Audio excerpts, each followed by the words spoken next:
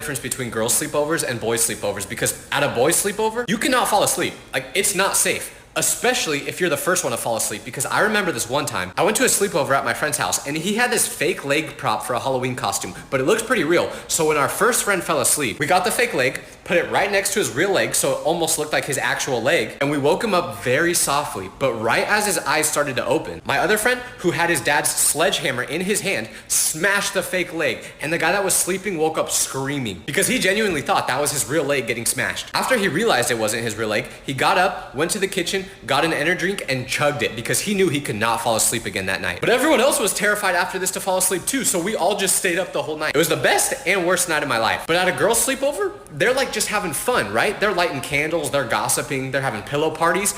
Why can't our sleepovers be more like that?